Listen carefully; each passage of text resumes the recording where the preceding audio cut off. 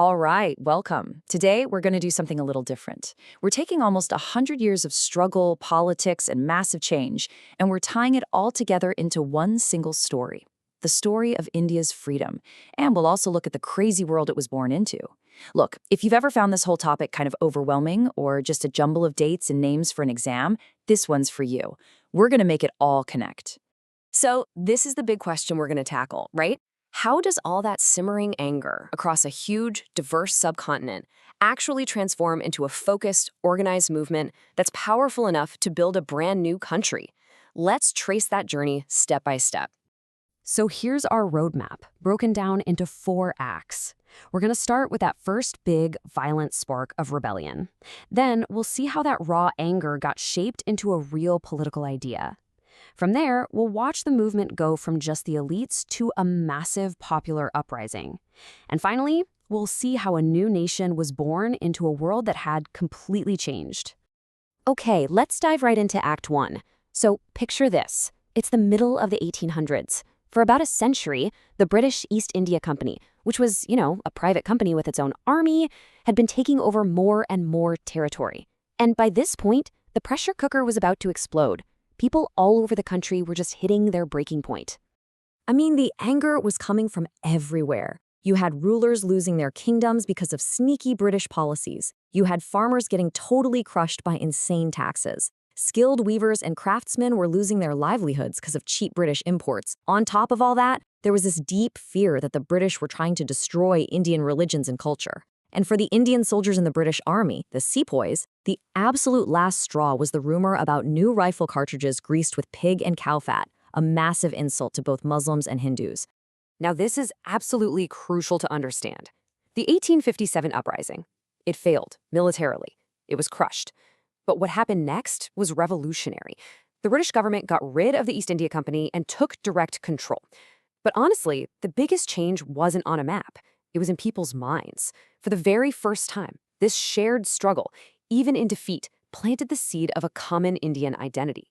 It was the beginning of this idea that maybe they weren't just Bengalis or Marathas or Mughals, but that they were all Indians, united against a common ruler. And that leads us straight into our second act. After the armed revolt of 1857 failed, the strategy had to change. The fight moved off the battlefield into classrooms, printing presses, and meeting halls. People realized that just using force wasn't going to be enough. They had to win the intellectual and political argument for freedom. And this was a huge idea that came out of that time. Thinkers like Dadabhai Naoroji came up with what's called the drain theory.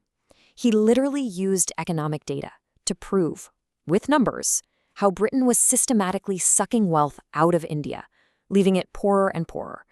This was a total game changer. Suddenly, the argument wasn't just about pride or politics, it was about economic survival. And that's an idea everyone, from a farmer to a shopkeeper, could understand. So with all this new thinking, it was only a matter of time before people started getting organized.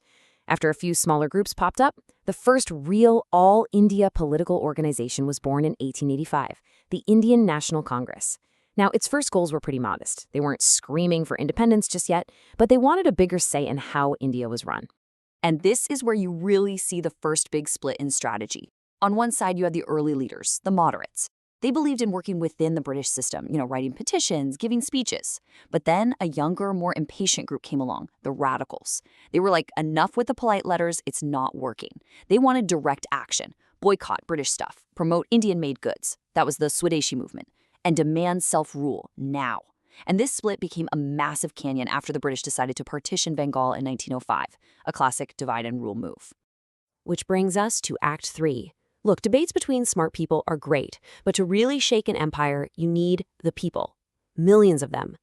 The movement had to get out of the meeting halls and into the streets and villages. And in 1915, the one man who knew exactly how to do that, Mohandas Karamchand Gandhi, came back to India. And Gandhi, he just completely changed the game. He turned this elite movement into a full-blown mass revolution.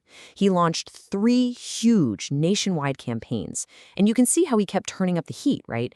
Each one was bigger than the last. First came the non-cooperation movement, basically a national shutdown. Then, in 1930, the civil disobedience movement, which kicked off with the famous Salt March, a brilliant act of defiance that got millions involved. And finally, right in the middle of World War II, he dropped the ultimate challenge, the Quit India movement. But, and this is super important to remember, not everyone was on board with the nonviolence path. You had leaders like Subhash Chandra Bose, who had a very different idea. He basically said, you don't ask for freedom, you take it. He actually escaped India during World War II, allied with the Axis powers, and led the Indian National Army in a military fight against the British. It was a powerful revolutionary alternative to Gandhi's struggle. And that brings us to the final act. By the time World War II ended, the whole world had changed. Britain had won the war, sure, but it was exhausted, broke, and its empire was crumbling. You combine that with the relentless pressure from the mass movements back in India, and well, independence wasn't a question of if anymore. It was just a question of when, and, tragically, how. And the end game? Wow, it happened fast. There was one last British attempt to create a plan for a single united India, but it failed. So the alternative, the Mountbatten Plan, was put on the table. It proposed dividing the country along religious lines into India and Pakistan. It was this plan that led to independence, but also to the tragic partition, which sparked unimaginable violence and displaced millions of people as Britain passed the Indian Independence Act. And so, on August 15, 1947, after nearly a century of struggle and incredible sacrifice, India was finally an independent nation. It was the end of one long chapter, but the beginning of a whole new story. Okay, so let's zoom out for a second. It's really important to understand the world India was born into. This wasn't a calm, stable world. It was born into the wreckage of two devastating world wars.